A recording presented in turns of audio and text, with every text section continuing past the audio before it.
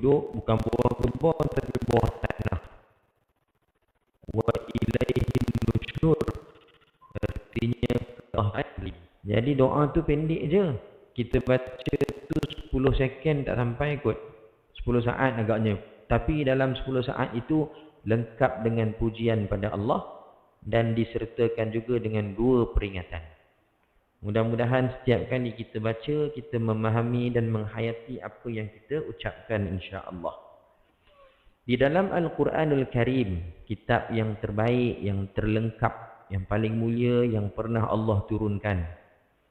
Dalam Quran, Allah Subhanahu wa taala banyak menceritakan kisah-kisah yang lalu maupun kisah-kisah yang akan datang.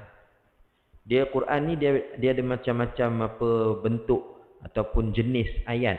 Ada ayat tauhid, ayat yang mengingatkan kita ataupun ayat yang menunjukkan kita bukti keesaan Allah, bukti penciptaan langit dan bumi, bukti Allah cipta dan tadbir manusia.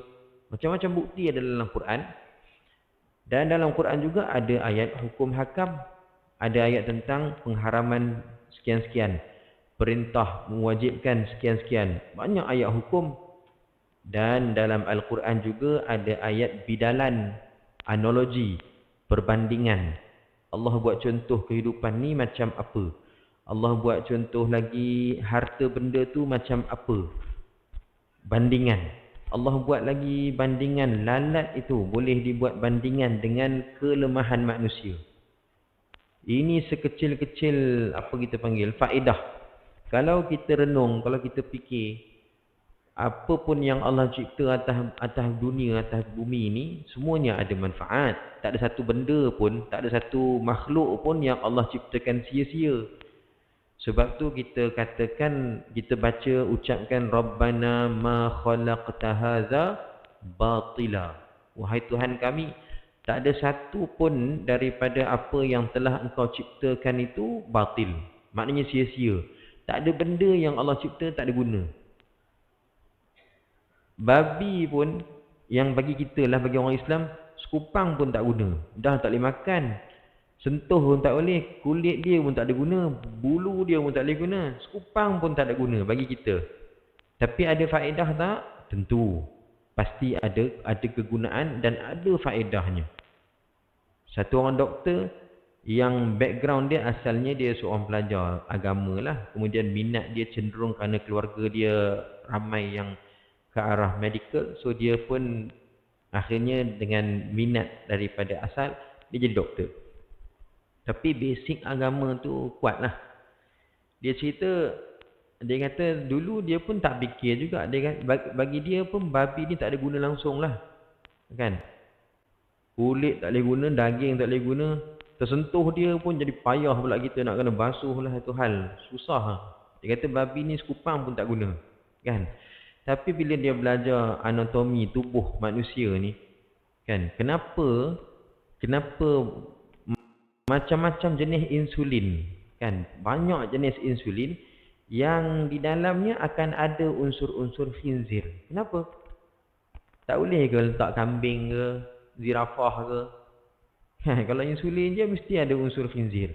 Kenapa? Jadi dia kata rupanya bila kita belajar dalam bidang perubatan ni, rupa-rupanya Allah jadikan makhluk yang kita sangka sekupang pun tak guna tu, dia kata at least kita belajar daripada susun, bukan, daripada Allah letakkan dia punya organ itu, organ dengan dia punya saraf dia mirip macam manusia. Mirip macam manusia. Tak sama 100% tapi mirip macam manusia. Organ dia dan juga dia punya saraf dia, nerve dia banyak persamaan dengan manusia. Mungkin sebab tu kita banyak belajar dan ambil sampel dia untuk tujuan insulin. Wallahu a'lam, tapi kata dia tak ada satu makhluk pun yang Allah ciptakan sia-sia. Saya personally masa kecil-kecil, zaman budak-budak tak nak fikir sampai ke situ lah, tak nak fikir sampai ke khinzir. Tapi satu benda yang kita terfikir, satu makhluk yang berada sekeliling kita, yang kita sangka apalah benda ni, apalah tujuan Tuhan buat dia, iaitu lalat. Lalat kan. Lalat ni apa faedahnya? Semua orang pun tak suka. Ada orang ternak lalat? Tak ada. Ada orang memburu lalat? Tak ada. Kalau bukan tujuan kerana nak menghapuskan, orang takkan buru. Dan lalat ni makhluk yang ada di mana-mana. Padahal dia tak ada faedah. Dia kotor, dia membawa bakteria. Jadi dulu-dululah masa budak-budak kita duk fikir macam tak ada faedah lah lalat ni. Kan?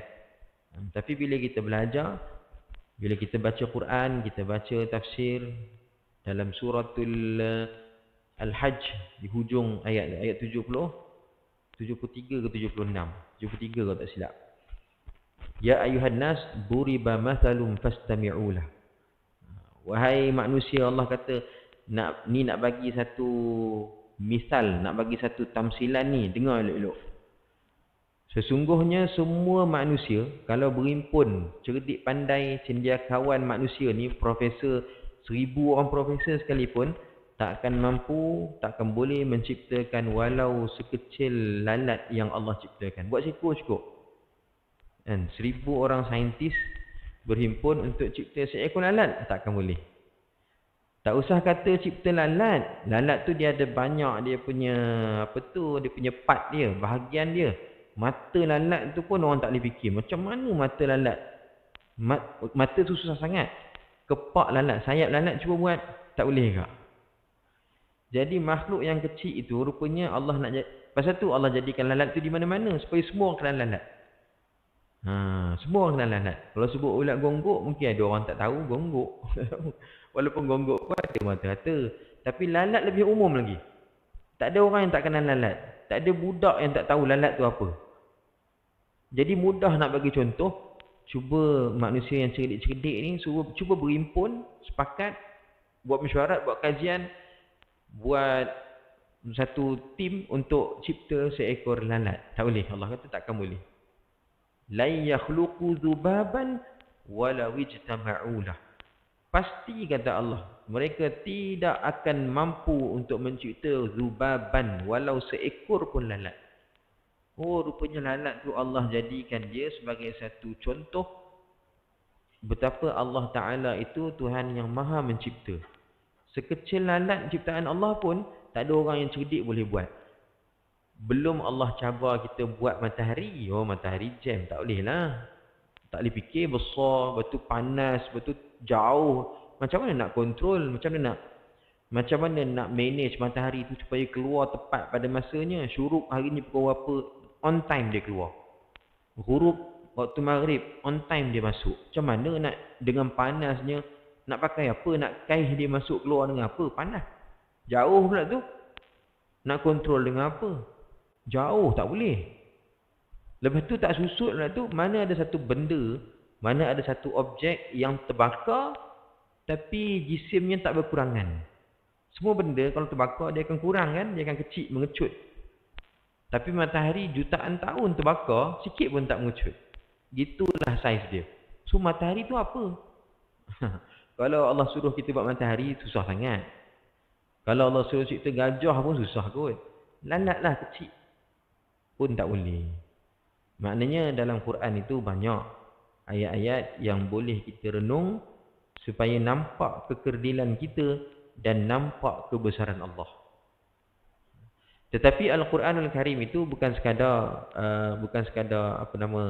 bacaan kita, bukan sekadar kajian kita, tetapi Al-Quran juga satu bentuk tarbiyah bagi kita. Maka para ulama daripada zaman berzaman mereka menekankan tentang perilaku adab kita dengan Al-Quran. Atas maksud inilah kitab At-Tibyan yang kita muzakarah ini telah disusun, dikarang oleh Al-Imam An-Nawawi rahimahullahu ta'ala.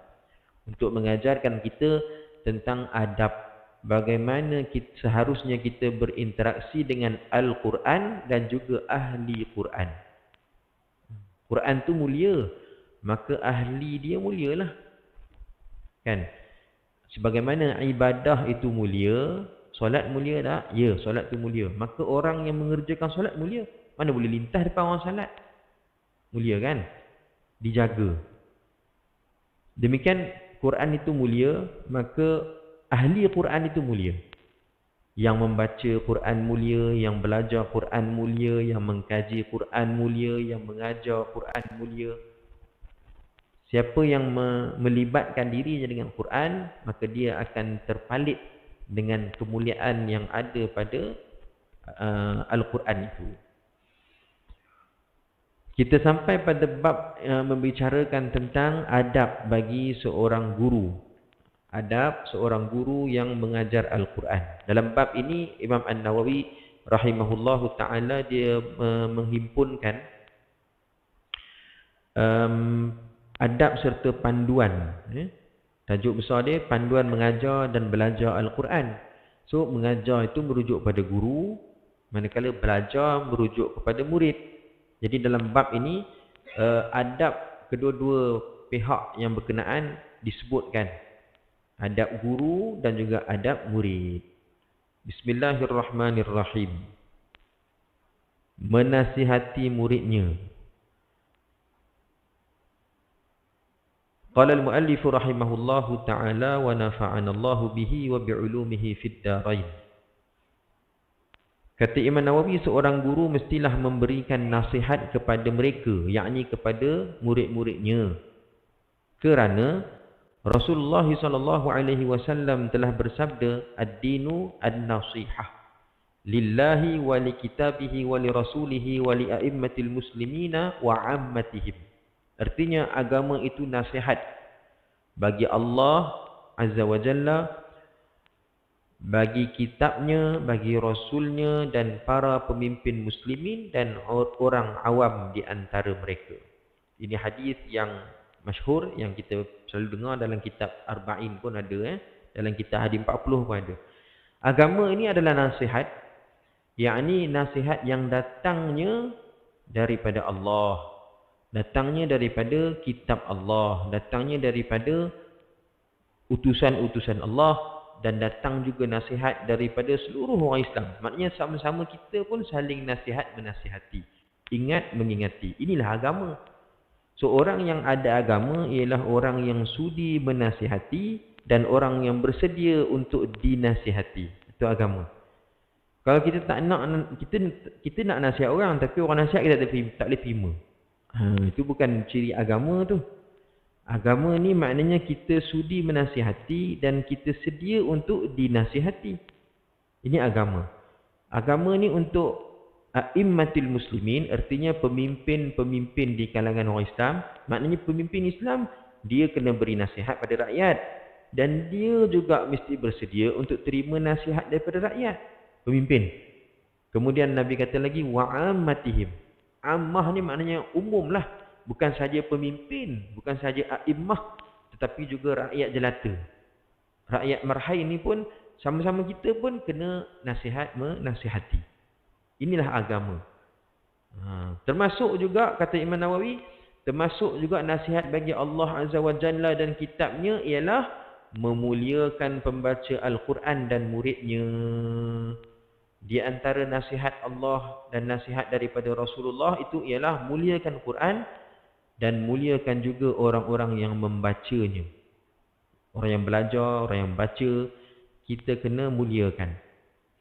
Membimbingnya kepada maslahatnya, bersikap lemah lembut kepadanya dan membantunya untuk mempelajari Al-Quran sedapat mungkin serta memujuk hati murid di samping bersikap mudah ketika mengajarnya, bersikap lemah lembut kepadanya dan mendorongnya untuk belajar.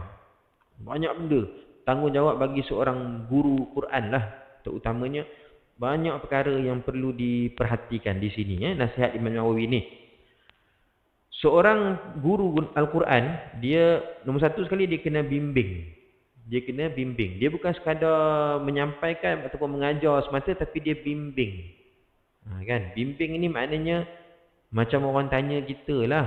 Orang tanya kita, dari sini nak pergi ke Melawati lalu kat mana? Orang tanya kita. Kita boleh bagi direction. Kita boleh bagi arah tunjuk arah boleh. Tapi yang lebih daripada itu ialah kita pimpin dia ataupun bimbing dia. Marilah saya bawa lah. Marilah saya hantar lah.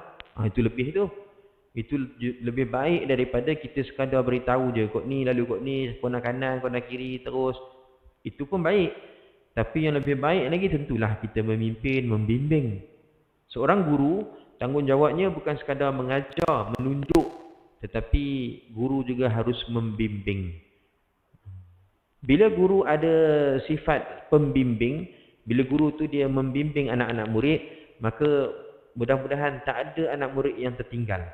Kalau guru jenis mengajar semata, bukan semua orang boleh terima, bukan semua orang boleh faham dengan pemahaman yang sama rata kan. Maka guru perlu tengok maslahat murid.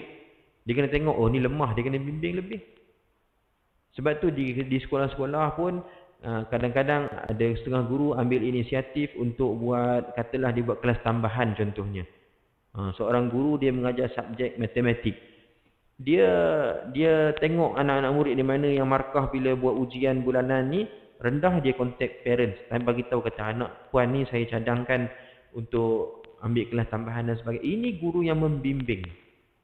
Maksudnya bukan mengajar semata, tapi dia nak tengok semua anak-anak murid dia boleh faham. Yang terkebelakang dia bimbing, dia bagi masa yang lebih. Ini sifat guru. Apalagi kalau dia seorang guru yang mengajar Al-Quran. Guru Quran lebih lagi. Guru Quran ni dia punya hubungan dengan anak murid dia bukan sekadar dalam kelas. Tapi guru Quran ni hubungan kerohanian tu. Jiwa dia. Dia lebih daripada guru-guru yang mengajar perkara-perkara lain. Guru Quran juga harus bersifat lemah lembut kepada anak murid dan membantunya untuk belajar Quran sedapat yang mungkin. Sedapat yang mungkin. Kalau anak murid, tambah kalau anak murid tu ada semangat, jenis anak murid yang bersungguh, lebih guru lebih lagi bertanggungjawab. Kalau anak murid jenis bersungguh, guru lebih-lebih lagi bertanggungjawab untuk membimbing. Pasal murid dia ada kesungguhan, memang nak belajar sungguh. Saya kenal satu orang guru Quran yang mengajar, dia mengajar, ini cerita orang dewasa lah. Seorang yang nak belajar Quran, tapi guru pun umur sekitar 60-an, murid pun 50-an. Dia belajar mengaji daripada zero, daripada mengangkat-angkat, baru habis Iqra' lah kita kata gitu. Baru boleh baca Quran mengangkat-angkat. Bacaan pun, bila kita dengar tu geleng kepala lah. Allah, macam ni punya baca, bila nak pandai kalau kita dengar kan. Tapi saya jumpa sekali lagi setelah 14 ke 13 tahun. Saya jumpa lagi sekali.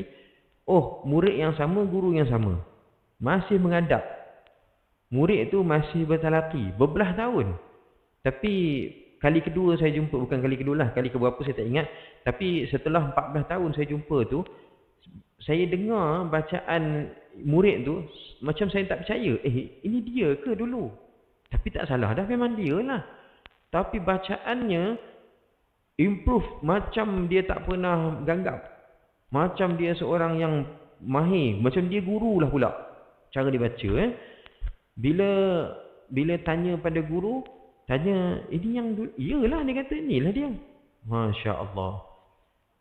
Guru tu, dia begitu mengkagumi semangat murid dia tu. Dia kata, saya bukan kerana dia guru ni pandai ke apa ke, tak. Tapi kerana murid tu bersungguh. Tapi guru tu tentulah kerana kesabaran dia. Kalau guru tu tak sabar, 5 tahun, 7 tahun, macam ni punya baca, cari cikgu lain lah. Kan? Malas lah macam ni, merangkak, cari cikgu lain lah. Tapi guru tu dia sudi. Dia sudi mendengar, membimbing. Sampai satu tahap, saya rasa 14 tahun ataupun 13 tahun gitulah. Bila saya jumpa, saya tak percaya. Kata, inilah murid yang dulunya saya anggap macam tak ada can lah. Macam ni, umur dah senja dah. Kan? Umur dah senja dah. Tapi baca macam kalah budak darjah 3. Kan? Kita dengar geleng kepala lah mula-mula tu. Tapi jumpa balik, kita rupanya Allah nak beri satu tamparan kepada kita, kan? Kita yang menganggap kata dia ni tak ada can ni, tengok-tengok Allah tunjuk kita, macam tu dia punya improvement selepas beberapa belas tahun. Jadi kita ambil pengajaran. Kesungguhan seorang murid tu mesti dihargai oleh gurunya. Bila murid tu bersungguh, guru mesti bimbing dia. Ini orang yang ada potensi. Takkan rugi punya guru tu sabar sikit. kerana akan datang nanti dia dapat apa faedah ataupun pahala ganjaran besar yang takkan putus insya-Allah. Kalau orang yang rajin mengaji macam tu, tekun belajar macam tu, agak-agak dia belajar untuk apa tu? Agak-agak dia belajar untuk apa? Nak bertanding. Takkan umur situ nak bertanding apanya? Nak masuk peraduan pertandingan? Tak ada. Memang tujuan dia nak beramal, nak baca Quran lah. Kalau orang dah umur macam tu, bersungguh-sungguh nak belajar, memang tak ada lain dah. Niat dia memang dia nak baca Quran. Itu je lah. Kalau budak-budak belajar Quran, umur 10 tahun, umur 12 tahun, belajar Quran, datang kelas, jumpa guru, jumpa ustazah. Budak-budak tu mungkin didatang belajar tu kerana disuruh bapaknya. Kan? Mungkin disuruh orang tuanya untuk belajar mengaji. Tapi kalau dah umur dewasa ni, tambah umur senja ni, kalau masih nak belajar bersungguh-sungguh tu apa tujuan tu? Memang tak ada lain. Semata-mata kerana Allah, kerana dia eager untuk membaca. Kita tak tahu cerita di sebalik, mungkin ada apa-apa insiden ke sebelum tu yang menyebabkan dia betul-betul nekat untuk belajar. Jadi guru mesti menghargai kesungguhan muridnya. Tu dia kata, mesti dia membantu murid tu untuk mempelajari Al-Quran sedapat mungkin. Selagi anak murid tu nak, ajar. Kemudian, memujuk hati murid di samping bersikap mudah. Masa mengajar ni bagi mudah. Maksudnya, janganlah kita susahkan murid tu dengan apa-apa perkara yang akan membebankan dia. Walaupun ini antara pesan almarhum bapak saya sendirilah. Dia kata kalau orang nak belajar, dua benda dia pesan kat saya sebelum dia meninggal. Bapak saya, kalau tuan-tuan yang orang lama sini mungkin kenal, bapak saya dulu guru besar, dia pencen di sini, Sekolah Agama Taman Mata. Dia pesan pada saya dua benda. Kalau ada orang nak belajar Quran ataupun nak belajar apa-apalah, kalau orang minta nak belajar apa-apa ilmu, dia pesan dua benda. Nombor satu, kalau ada kelapangan masa, jangan tolak. Kita ada masa, memang kita ada free, tapi kita buat alasan mengelak, tak mau mengajar. Jangan macam tu. Kalau ada kelapangan, jangan tolak. Satu. Nombor dua, dia kata jangan pernah letak harga bila orang nak belajar. Pasal boleh jadi harga yang kita letak itulah yang jadi beban untuk dia. Boleh jadi. Kita tak tahu orang mampu ke, tak mampu ke, orang sudi ke, tak sudi ke, dia rasa beban ke, dia rasa ringan. Kita tak tahu. Kita tak tahu. Walaupun kita nampak, oh dia ni orang senang ni, boleh kot kita letak harga. Tak, bukan soal dia senang ke dia susah. Tambah kalau memang tengah-tengah dia orang susah, lagilah, lebih-lebih lagi. Kita letak satu harga, boleh jadi dengan sebab kita letak harga itulah dia cancel niat dia untuk belajar. Siapa nak tanggung dosa kejahilan dia tu? Jadi dua pesanan. Satu, kalau ada masa jangan tolak. Yang kedua, jangan letak harga untuk apa-apa ilmu yang nak disampaikan. Kerana bimbang ni, tengok apa yang Nawawi sebut. Dia kata kena sikap mudah, kena bagi mudah bagi pelajar itu, bagi murid itu. Jangan bagi dia rasa beban dalam belajar. Sama ada susah cara kita, susah jadual kita, ataupun susah upah yang kita letakkan dan sebagainya. Cuba mudahkan. Kemudian lagi kena bersikap lemah lembut dan mendorongnya untuk belajar. Mendorong ni maknanya bagi semangat terus menerus pada dia untuk belajar. Dan yang lebih baik lagi kalau kita galakkan orang yang belajar tu, dia belajar dengan kita galakkan dia untuk belajar dengan orang lain. Cari guru lain. Cari guru lain. Maknanya awak belajar di sini weekdays kan? Okey, weekend cuba cari kat lain. Awak belajar kat sini pagi saja kan? Malam ada masa, cuba cari guru lain. Dorong dia untuk belajar. Jangan sekat dia. Awak belajar sini, jangan dengar guru lain mengarut. Jadi tu. Tu kalau scammer jelah gitu. Scammer jelah. Dia tak bagi orang kat lain. Scammer dalam bidang perubatan Islam ni banyak ni. Tuan-tuan pun tahu scammer yang mendakwa dia pengamal perubatan Islam ni bersepah di mana-mana pun ada. Dan biasanya di antara ciri-ciri. Ini yang saya dengar sendiri daripada almarhum Tuan Guru Dr. Harundin. Dia kata antara ciri-ciri orang tu nak menipu dalam rawatan, antaranya ialah dia pesan awal-awal. Bila dia buat rawatan, nanti dia beritahu datang balik. Tapi dia pesan, dalam tempoh buat rawatan dengan saya ni jangan ingat lain. Itu antara tanda-tanda nak kena tipu lah tu. Sepatutnya kalau dia betul-betul ikhlas nak menolong, dia takkan sebut benda tu. Terpulanglah nak ikhtiar kat mana, nak pergi mana. Kan, kalau nak datang lagi willing untuk buat sesi seterusnya, okey, silakan.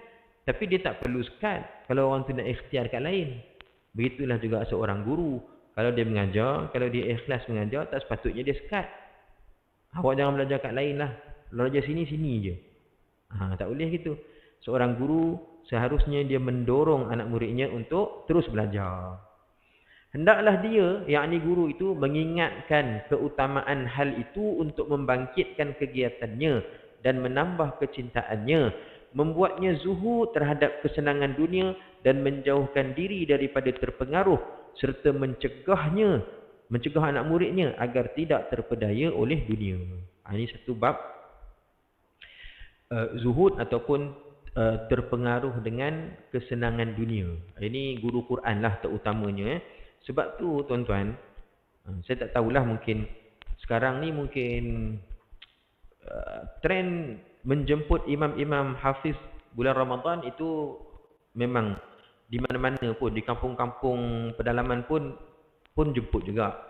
Tambah kalau di bandar-bandar ni ada satu tahfiz, kalau saya sebut saya rasa tuan-tuan semua kenal, ni antara tahfiz yang awal juga di Kuala Lumpur, dan muridnya ramai dan kualiti muridnya bagus. Tahfiz tu duduk dalam Kuala Lumpur. Kalau di peringkat wilayah ada isbat, ada ujian yang tiap-tiap tahun kita akan panggil pelajar-pelajar, bukan pelajar, kita akan panggil siapa saja yang hafiz Quran untuk kita interview, tanya beberapa soalan untuk memastikan mengesahkan dia hafiz Quran, kemudian bayar. Sekarang 6,000 lah lebih kurang setahun bayar wilayah. Selangor mungkin amount dia lain sikit. Saya antara panel di wilayah untuk untuk tanya soalan kepada peserta-peserta yang datang tu. Jadi di kalangan panel-panel ni, kami macam sedia maklum. Kalau budak ni, budak lah. Kalau orang tua kita tak tahu, mungkin kita tak tanya. Kalau budak nampak muda, tak kira lelaki ke perempuan, kalau dia punya ingatan dia bagus, Quran dia bagus, elok, kita akan aim dia, awak daripada sekian-sekian je, kita akan sebut. Dia pun angguk. Macam kita boleh agak, kalau budak-budak hebat, budak-budak ingatan bagus, mesti dari situ. Okey. Saya nak ceritanya, tarbiyah. Saya nak cerita didikan guru-guru di situ, di tahfiz tu. Mereka pun, tahfiz tu dah lama dan ada pelajar-pelajar yang lepasan daripada situ yang bayar-bayar saya pun ada. Dan pengalaman mereka, saya tanya dari dulu sampai sekarang sama. Budak-budak pelajar-pelajar di situ, kalau tiba bulan Ramadan, ada masjid yang undang, yang jemput jadi imam di mana-mana lah. Tak mesti di Kuala Lumpur, kadang-kadang orang panggil dari jauh. Saya duduk di pondok di Terengganu, tapi undangan Penang, Selamat, Kota Kinabalu, Singapura, orang jemput mengata-ngata tempat. Ada macam Singapura, AJK Masjid akan datang. Sebelum Rejab, dia orang akan datang ke pondok kami. Dia akan panggil beberapa orang pelajar, minta guru kami tolong cari 3 calon, betul datang. AJK Masjid akan duduk dalam satu bilik, kami datang seorang-seorang baca Quran, betul keluar. Masuk seorang, keluar 3 calon. Betul dia orang meeting, nak ambil A, B ke C. Okey, setuju untuk ambil A. Itu ustaz kami panggil lah. Awak tahun ni pergi Singapura. Orang tadi nak awak. Macam tu. Maknanya kita pergi mana-mana je. Walaupun kita duduk di tempat satu madrasah, tapi orang yang jemput kita mungkin mengata-ngata. Baik. Tahfiz yang di Kuala Lumpur yang saya cerita, yang budak dia hebat-hebat ni, guru-guru mereka pesan satu pesanan. Kalau kamu pergi, dia guru-guru ni pesan pada orang yang menjemput dan guru ni pesan juga pada pelajar yang akan pergi. Contoh, katalah ada satu masjid daripada JB panggil pelajar mereka jadi imam. Sebelum pelajar ni pergi, ustaz mereka, guru mereka yang mengajar mereka Quran ni, dia akan pesan pada masjid di JB tu, dia akan pesan pada murid ni. Masjid dia akan pesan apa? Jangan bagi apa-apa bayaran kepada anak murid kami. Dia pesan. Kalau nak bagi sangat pun, boleh. Bagi baju raya, bagi kain pelikat. Cukup. Saya pernah duduk pada situasi budak-budak. Saya pernah dijemput. Dan sekarang kita imam di masjid. Kita tahu bila ada budak datang, kita suka kalau jemaah boleh bagi kat dia. Kita suka kan? Kita yang menjemput, betul tambah budak tu pula elok, disiplinnya bagus, bacaannya bagus. Kita pun suka, senang dengan dia. Tentulah kita nak bagi hadiah. Tapi ustaz-ustaz di situ dia pesan pada masjid nak jemput. Kalau nak bagi harga, nak bayar mahal-mahal, ambil pelajar lain, tahfiz lain. Jangan ambil pelajar kami. Oh, hebat. Dan pada budak tu, pelajar yang akan pergi tu pun sama dia pesan. Kamu nak pergi jadi imam tempat sekian-sekian, jangan terima apa-apa bayaran. Kalau orang bagi hadiah, okey boleh ambil. Tapi jangan ambil duit. Tradisi ni berbelah-belah puluh tahun dah. Tapi tak menjejaskan kualiti pelajar di situ pun. Bukan kerana mereka ambil duit banyak-banyak, maka mereka jadi hebat. Tak juga. Ini yang guru mereka pesan. Bila kita baca Imam Nawawi kata apa tadi, guru sepatutnya dia membuatkan pelajarnya zuhud terhadap kesenangan dunia dan jangan terpedaya dengan dunia. Antara benda yang manusia mudah terpedaya dengan dunia apa? Sanjungan, duit ringgit, kemewahan. Tu antara faktor yang menyebabkan seseorang itu leka dengan dunia kan. Jadi mungkin sebab itu, faktor itu, maka guru-guru dia begitu strict dari dulu sampai sekarang. Dia pesan pada masjid nak jemput, jangan bayar apa-apa pada pelajar kami. Ya, tapi masjid sukalah nak bagi. Okey, kalau suka nak bagi, cari pelajar lain. Jangan cari pelajar kami. Dan pada budak-budak pelajar yang akan pergi pun dia pesan benda yang sama.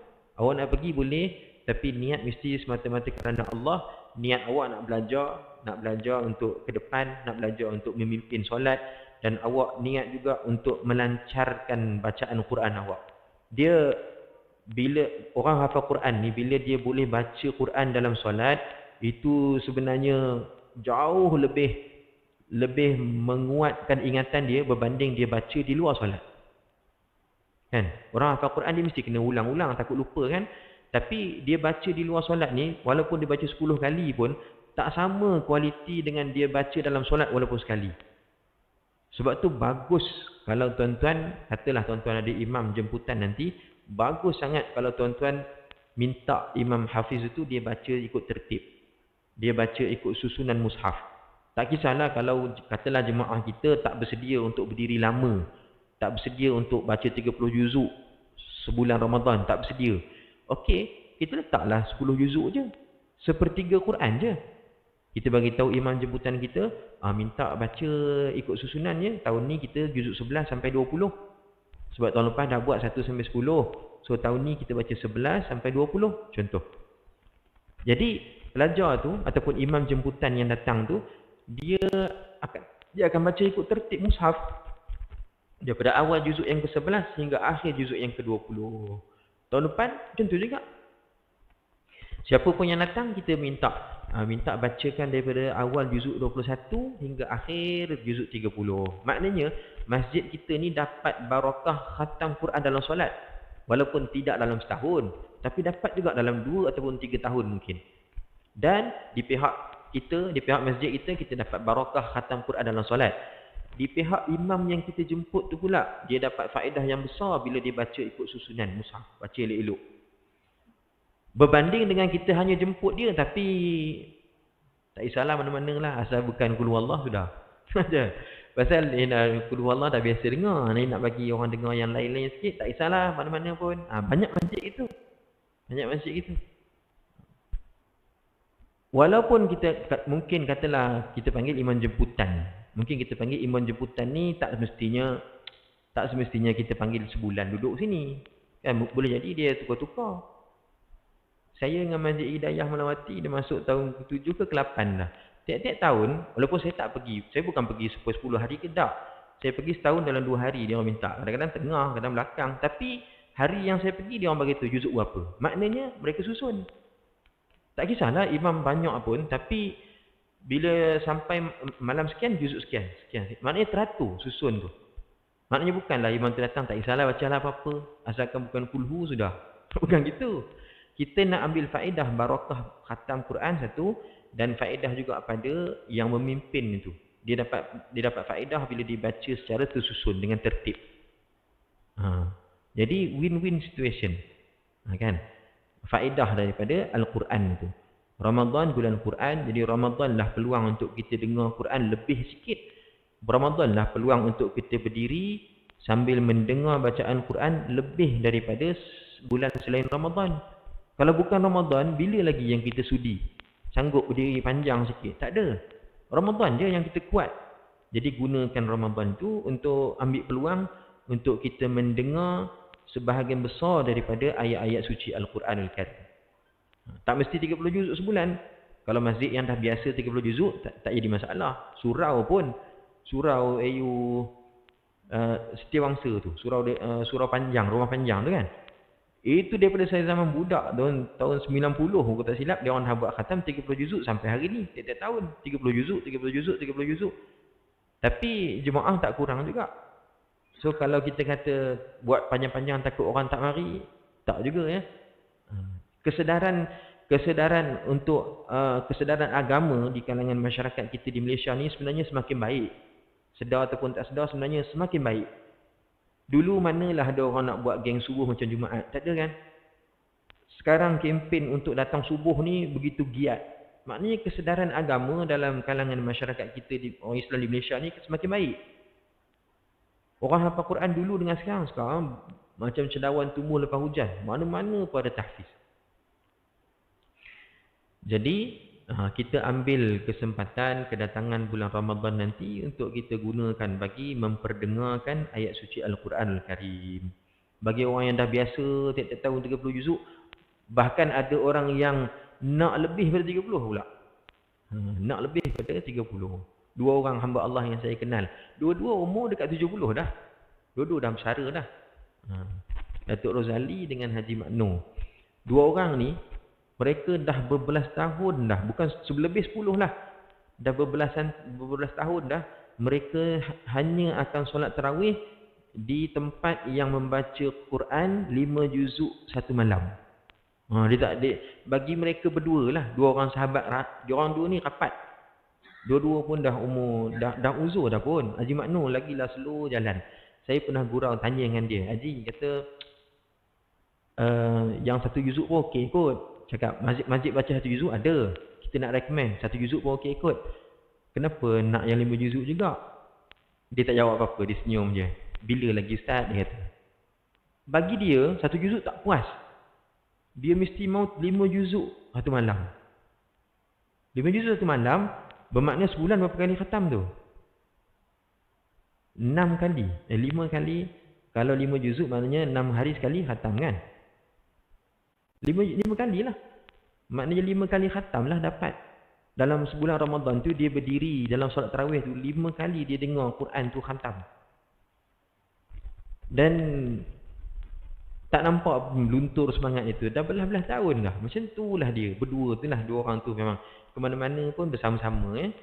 Itu contoh orang yang dapat sahabat yang baik. Maka tempias kebaikan sahabat dia dapat ke dia juga. Saya tak tahu antara dia orang tu siapa yang pengaruh siapa, tak tahu. Tapi dua-dua tu memang sembahyang tarawih setiap tahun. Mereka sembahyang di tempat yang 5 juzuk ke atas. Dahsyat.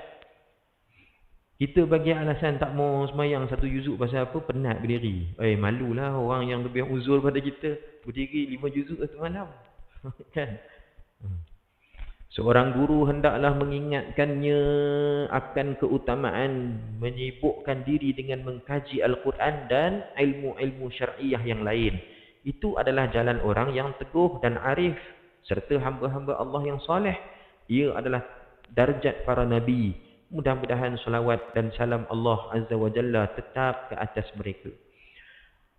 Seorang guru Quran, kata Imam Nawawi, dia kena bukan sahaja menggalakkan anak murid dia belajar, tapi dia kena ingatkan juga supaya muridnya itu sibukkan diri dengan Quran. Quran ni takkan habis. Kita belajar ke, kita baca ke, kita kaji ke, dia takkan habis. Lagi kita belajar, lagi banyak benda kita tak tahu. Lagi kita mengkaji, lagi banyak yang kita akan jumpa dalam Quran. Dia tak habis punya. Tak ada orang yang boleh dabit dada, dia kata saya kaji habis dah Quran. Tak ada. Tak usah kata kajian ilmu sains ke, ilmu tauhid ke, itu terlalu dalam. Kalau kita kata ilmu tajwid saja pun, tajwid ni asas lah. Kajian Quran tentang ilmu tajwid. Tajwid saja pun kalau kita belajar tak habis-habis. Belum kita terjun pergi tadabbur, pergi tafsir, ayat-ayat, kisah-kisah Nabi. Oh, belum lagi. Kita belajar ke atas je, surface je. Tajwid pun tak habis-habis. Kan? Quran ni lagi kita belajar, lagi banyak kita akan sedar bahawa kita belum tahu. Jadi seorang guru dia kena galakkan anak murid dia supaya menyibukkan diri dengan mempelajari dan terus mengkaji Al-Quran. Hendaklah seorang guru menyayangi muridnya dan memperhatikan kemaslahatan-kemaslahatannya. Seperti perhatiannya terhadap maslahat anak-anak dan dirinya sendiri. Ini pula tentang perhatian ataupun kasih sayang seorang guru kepada muridnya. Kata Imam Nawawi, sepatutnya seorang guru ni dia kena perhatikan apa keperluan anak murid dia, apa kebaikan untuk anak murid dia. Dia kena tengok macam mana dia tengok anak dia sendiri. Macam mana dia sayang pada anak dia, begitulah seharusnya dia sayang pada anak muridnya. Itulah cara dia, dengan cara itu maka dia akan benar-benar memerhatikan kemajuan anak muridnya dalam ilmu yang dia ajarkan. Kita tengok anak kita, tentu kita nak yang terbaik. Demikianlah juga seorang guru seharusnya dia melihat anak muridnya seperti dia melihat anak-anaknya. Dan hendaklah murid itu dilayan seperti anaknya sendiri yang mesti disayangi dan diperhatikan akan kebaikannya, sabar menghadapi gangguan dan kelakuannya yang buruk, memaafkan kelakuannya yang kurang baik dalam satu waktu, kerana manusia cenderung untuk berbuat kesalahan dan tidak sempurna, lebih-lebih lagi jika mereka masih kecil. Bila mengajar Quran ni, mungkin orang dewasa, mungkin budak-budak. Kalau budak-budak lebih lagi Kadang-kadang kita berdepan dengan murid yang mungkin sikit nakal ke, ataupun orang dewasa boleh jadi juga. Ada tak orang dewasa? Ingat orang dewasa semua tak nakal. Orang dewasa pun ada karenah dia. Ada karenah dia. Kalau budak-budak tak masuk kelas, kita boleh rotan. Kalau orang tua dia kata hari ni ada dinner kat sekian, Allah, dia cancel mengaji tu pasal dia kata ada dinner je, bukan apa pun. Kalau anak murid kita lah, kalau budak kecil cakap macam tu, hari ni nak pergi makan kat sekian, mesti kita kata dia, nak makan masa lain lah, kita kata kat dia kan. Tapi pasal dah orang tua, nak kata tak tergamak. Kan? Tapi macam-macam lah karenah. Dengan budak, cara kelakanan budak. Dengan orang dewasa, cara orang dewasa. Seorang guru dia kena memaafkan dan dia kena bersabar dengan karenah murid-muridnya.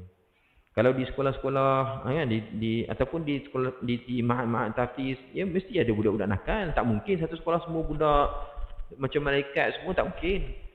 Semua orang, Imam Nawawi kata, semua orang tidak lari daripada melakukan kesalahan, dan tidak ada yang sempurna. Mana ada orang sempurna? Normal lah kalau di baru-baru ni di satu IPD, saya kuliah di ibu pejabat daerah polis.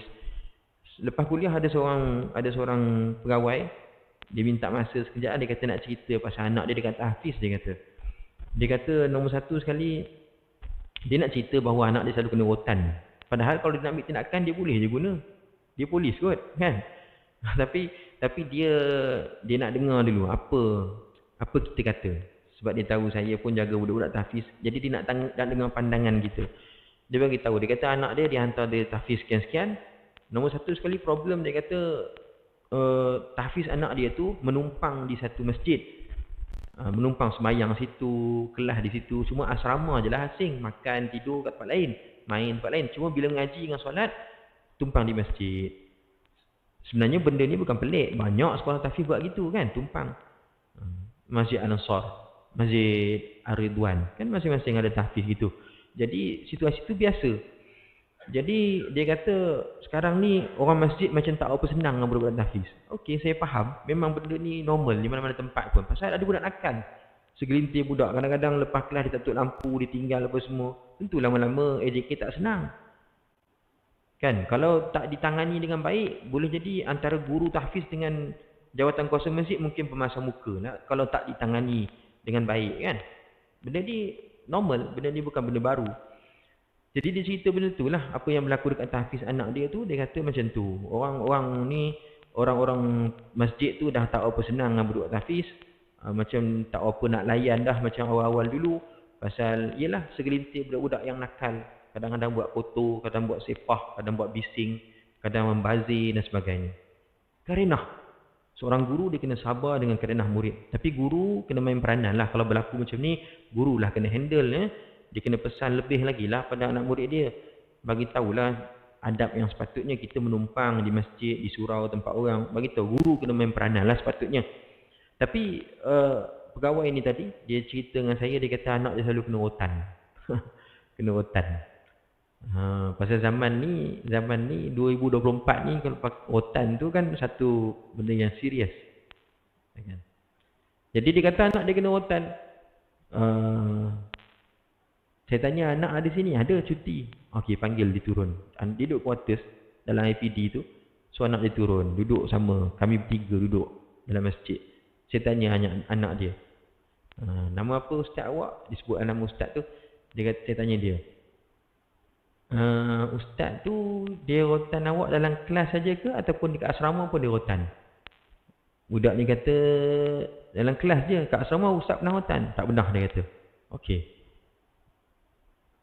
Dekat luar kelas, dekat asrama ke, dekat mana-mana ke, ada tak pelajar-pelajar yang duduk dengan ustaz tu borak-borak? Ada, dia kata. Oh, maknanya kita faham lah, kata guru tu dia tegas masa belajar je lah.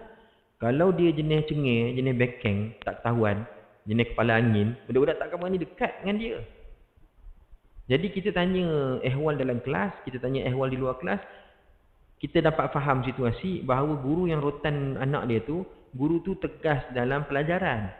Dia bukan kerja nak melibah budak je. Kalau dia jenis memang cengih, jenis bekeng, kepala angin, tak ketahuan ni, dekat asrama pun dia libah budak. Kan? Pasal dia jenis marah. Tapi tak. Pelajar ni kata, budak ni kata, tak. Dia kata ustaz tu tak pernah rotan pun kat asrama. Bahkan bila tanya, ada tak budak-budak duduk sembang-sembang dengan dia kat asrama? Ada. Maknanya budak-budak tak takut dengan dia kat asrama. Bermakna ketegasan guru tu betul, kena pada tempat. Saya cakap dengan dia depan bapak dia. Kan? Jadi bapak dia pun dengar, angguk-angguk. Okey, terima kasih. Dia faham, dia kata. Tak apa. Kalau tidak, bapak dia masih simpan persepsi kata, oh ustaz ni ganas ke apa. Takut dia ambil tindakan undang-undang ke apa kat guru tu. Nanya guru tu. Guru tu berniat nak didik anak dia. Saya cerita dengan bapak dia. Saya kata, tuan, kalau dia rotan anak tuan kerana prestasi pelajaran, mungkin tak ingat hafazan ke apa ke, itu normal. Saya cerita, zaman saya belajar dulu, rotan tak ada. Semua main tangan kaki. Betul. Bukan saja nak takut-takut kan. Memang ya. Kan? Kawan saya yang pakai cermin mata, kena lempang pasal salah ayat yang semalam salah, hari ni salah lagi. Guru kami, India. Bukan India, Malaysia, mamak-mamak, Penang. Bukan. India daripada Madras datang mengajar di Malaysia. Salah baca ayat yang dia dah tegur semalam, dia dah tanda dalam Quran, dah tanda, salah lagi. Dia lempang spek tu 2 meter terpelanting. Punya kuat, dia sepak. Tapi seorang kena sepak, satu kelas tak berani baca salah. Kan? Bukan dia sepak tiap-tiap hari, tapi pernah berlaku gitu. Rotan ni, kalau dia rotan, kita tengok macam nak putus tangan budak. Dia rotan bukan rotan itu, dia angkat, macam dia nak pancung orang tu. Tapi itulah saya cerita dengan pegawai ni tadi. Saya kata, tuan, anak tuan kena rotan hanya kerana prestasi pelajaran dia je. Dan saya yakin ustaz yang rotan tu bukan dia rotan dengan hawa nafsu, dengan marah dia, dan bukanlah sifat dia tu seorang yang panas baran. Berdasarkan apa yang saya tanya tadi, tuan sendiri dengar kan anak tuan cerita macam tu. Okey, dia kata dia boleh terima. Alhamdulillah. Maknanya guru ni dia cakna, dia ambil berat tentang pelajaran anak muridnya, dan pada tempat yang dia perlu bertegas, dia bertegas, dan tempat yang tak perlu bertegas, janganlah tegas. Dia perlu ada sikap lemah lembut juga terhadap murid-muridnya. Jadi betul lah kata Imam Nawawi, guru tu dia kena sabar sikit, terutamanya kalau masih budak. Budak ni faham-faham lah. Kerana kita semua ada anak, pernah ada anak kecil, anak sampai dewasa. Ujian kan. Begitulah. Sudah sepatutnya guru menyukai kebaikan bagi muridnya sebagaimana dia menyukai kebaikan bagi dirinya sendiri dan tidak menyukai kekurangan bagi muridnya secara mutlak sebagaimana dia tidak menyukai bagi dirinya. Rasulullah sallallahu alaihi wasallam bersabda, "La yu'minu ahadukum hatta yuhibba li akhihi ma yuhibbu li nafsihi." Artinya, tidak sempurna iman seseorang daripada kamu sehinggalah dia mencintai saudaranya sebagaimana dia mencintai dirinya sendiri. Okey? Hadis ini Nabi sebut tentang kesempurnaan iman. Iman kita tak sempurna kalau kita tak sayang orang mukmin yang lain seperti mana kita sayang diri kita. Imam Nawawi dia cuba apply hadis ni untuk memahamkan kita seorang guru, dia kena sayang pada anak murid dia macam mana dia sayang pada anak dia, bahkan macam mana dia sayang pada dirinya sendiri. Kalau dia tak nak dirinya disakiti, maka dia jangan sakiti anak muridnya. Kalau dia tak nak anak-anaknya diabaikan, maka jangan abaikan anak muridnya. Gitu. Itulah iman. Iman dalam hati. Daripada Ibnu Abbas radhiyallahu anhuma katanya, orang yang termulia di sampingku adalah teman dudukku, yakni murid yang melangkah di antara manusia hingga dia duduk di depanku. Seandainya aku mampu mencegah lalat hinggap di wajahnya, nescaya aku akan melakukannya. Ini satu petikan kata-kata yang hebat daripada, ini dipetik daripada kitab Adabul Mufrad karangan Imam Al-Bukhari. Imam Bukhari dia ada karang. Imam Bukhari ni terkenal dengan kitab hadis sahih kan. Tapi Imam Bukhari dia ada satu kitab adab namanya Adabul Mufrad.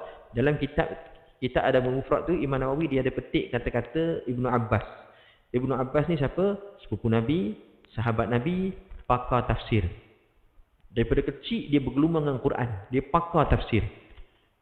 Tuan-tuan selaklah kitab tafsir mana, kitab besar Fakhrul Razi ke, Tabari ke, Ibnu Katsir ke, apa-apa Jalalain ke, Baydawi ke, kitab-kitab tafsir mesti wajib, mesti akan refer Ibnu Abbas. Punya hebat Ibnu Abbas ni Okey. Ibnu Abbas ni dia kata dia sayang anak murid dia. Anak murid yang paling dia sayang ialah anak murid yang selalu datang duduk depan dekat dengan dia. Ni dia kata anak murid yang paling dia sayang. Sayang dia tu, tahap sayang dia tu, dia kata kalau boleh, kalau aku mampu mencegah lalat hinggap dekat wajah dia, aku akan buat. Jaga betul. Macam kita dapat baby lah, masa anak kita kecil umur 2 bulan, baru 2 minggu. Macam mana kita jaga dia tidur, nyamuk hinggap, lalat hinggap, semua kita halau. Punya sayang kita pada dia kan, masa dia kecil. Begitulah sayangnya Ibnu Abbas radhiyallahu anhuma kepada anak muridnya yang bersungguh-sungguh dalam belajar. Anak murid dia yang duduk depan maknanya bersungguhlah tu. Dia kata sanggup langkah-langkah manusia hingga dia duduk depan aku. Maknanya anak murid yang jenis bersungguh-sungguh belajar ni dia sayang sangat. Kalau boleh lalat hinggap pun dia tak bagi. Ini kata-kata Ibnu Abbas. Sikit lagi. Sudah sepatutnya guru tidak menyombongkan diri kepada para murid, tetapi hendaklah bersikap lemah lembut dan rendah hati terhadap mereka.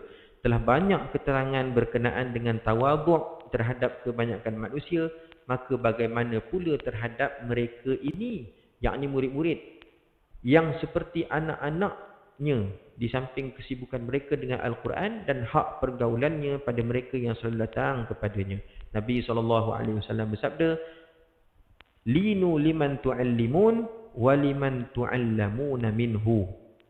Akhir sekali dia bawa satu hadis yang mana maksudnya Nabi SAW bersabda, hendaklah kamu bersikap lemah lembut kepada orang yang kamu ajar dan hendaklah bersikap lemah lembut juga terhadap orang yang kamu belajar darinya.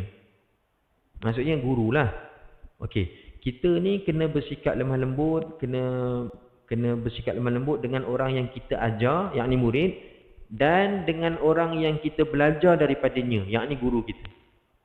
Kan kita semua ada guru dan kita juga ada murid, dua-dua pihak. Yang atas kita guru, yang bawah kita murid. Dua-dua pihak kita kena bersikap lemah lembut. Ini yang dipesan oleh Nabi SAW. Semoga Allah beri taufik pada kita untuk beramal dengannya dan kita mudah-mudahan memperolehi setiap ilmu yang kita belajar, memperolehi keberkatan insya-Allah. Sekadar itu yang baik dari Allah, salah silap kekurangan saya kita tangguh dengan tasbih kafarah dan suratul Asr. Subhanakallahumma wa bihamdika asyhadu an la ilaha illa anta astaghfiruka wa atubu ilaik. Bismillahirrahmanirrahim. Wal 'asri innal insana lafi khusr illa alladhina amanu wa 'amilus solihat wa tawasaw bil haqqi wa tawasaw bis sabr. Allahumma salli ala Muhammadin fil awwalin wal akhirin wa sallim radhiyallahu tabaraka wa ta'ala an kulli sahabati Rasulillah ajma'in. Allahumma anfa'na bima 'allamtana wa 'allimna mimma yanfa'una rabbana zidna 'ilma warzuqna fahma bi rahmatika ya arhamar rahimin. Walhamdulillahi rabbil alamin. Assalamualaikum warahmatullahi wabarakatuh.